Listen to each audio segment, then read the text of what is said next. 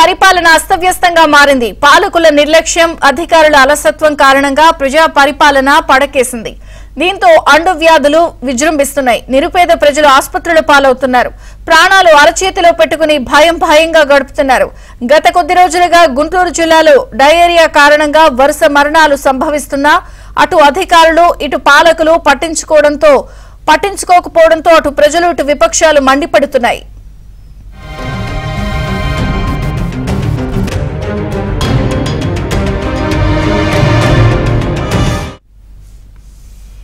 గుంటూరులో కలుషిత నీరు తాగి ప్రజలు ప్రాణాలు కోల్పోతున్నారు. గుంటూరు తూర్పు నియోజకవర్గంలోని పలు ప్రాంతాల్లో మున్సిపల్ నీళ్లు కలుషితం కావడంతో వందలాది మంది ప్రజలు తీవ్ర అస్వస్థతకు గురై ఆసుపత్రుల్లో చికిత్స పొందుతున్నారు. వాంతులు, విరోచనాలతో అస్వస్థతకు గురవుతున్నారు.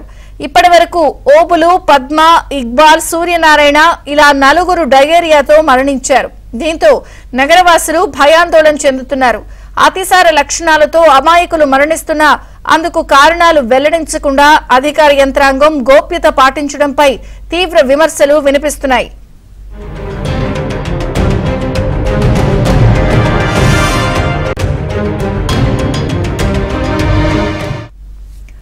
గుంటూరు తూర్పు నియోజకవర్గంలోని Sharada colony, Srinagar, Sangadigunta, IPD colony, Railupeta తదితర ప్రాంతాలకు చెందిన వారు ఆసుపత్రుల్లో చేరుతున్నారు.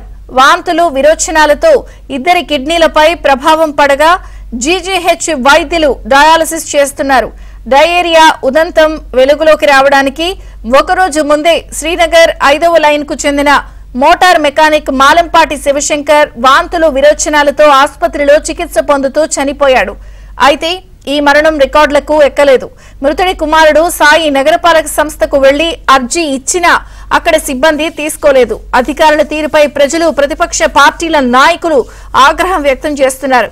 ప్రభుత్వం కనీసం నగర ప్రజలకు సురక్షితమైన మంచినీరు కూడా ఇవ్వలేని దుస్థితిలో ఉందని మండిపడుతున్నారు.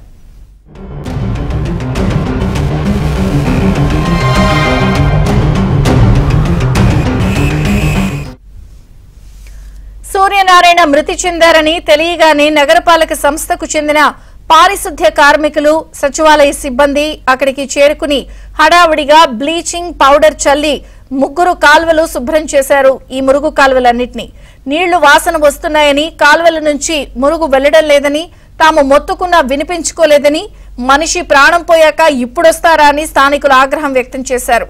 వందల సంఖ్యలో బాధితులు అస్వస్థతకు గురవడంతో నగరపాలక సంస్థ సరఫరా చేసే నీటిని తాగడానికి ప్రజలు భయపడుతున్నారు. కూలీనాలు చేసుకునేవాళ్ళు డొక్కాడి పరిస్థితి అనమాట. వీళ్ళు ఒక్కొక్క ఇంట్లో 3-4 ఇలా డయేరియా వల్ల ఇబ్బంది పడుతుంటే 3 హాస్పిటల్లో ఉంటున్నారు. వాళ్ళని చూసుకోవడానికి ఒక మనిషి ఉంటున్నారు. వాళ్ళని పోషించేది ఎవరు? ఇలా నిన్న 3 చనిపోయారు, ఇవాళ ఒకళ్ళు చనిపోయారు పొద్దునే. మరి ఏంటి దీనికి పట్టించుకునే వాళ్ళు ఎవరు? దీని గురించి ఏంటి మీ సమాధానం? ఇప్పుడు 10 రోజుల నుంచి ఇలా ప్రాబ్లం వస్తుంది అంటున్నారు. కనీసం ఇంటింటికి సర్వే చేసి ఎవరికి ఏ ఇబ్బందులు ఉందా అని చూడాలా? అదేవిధంగా ఇక్కడ కాలువల్లో డ్రైనేజీలు కలుస్తున్నాయని చెప్పడం జరుగుతుంది. అదేవిధంగా ఈ గొట్టాల వల్ల, పాత పైపుల వల్ల లీకేజ్ జరుగుతుంది. అవన్నీ చూడాల్సిన పరిస్థితి కదా. ఎవరికి వాళ్ళు మాదే ఉందిలే అని చూస్తున్నారు. ప్రజలు ఓట్లేసి గెలిపించిన తర్వాత వాళ్ళు కార్లలో తిరగటం, బంగళాల్లో ఉండటం, 100 రూపాయలు 150 రూపాయలు నీళ్ల బాటిల్ తాగటం ఉంటున్నారు. మరి వీళ్ళ పరిస్థితి, వీళ్ళు నీకు ఓట్లేసి గెలిపించి వాళ్ళు నానా బాధలు పడాలి, ప్రాణాలు పోగొట్టుకోవాలా? ఇలాంటి పరిస్థితి మేము జనసేన తరఫున తీవ్రంగా దుయ్యపడుతున్నాం.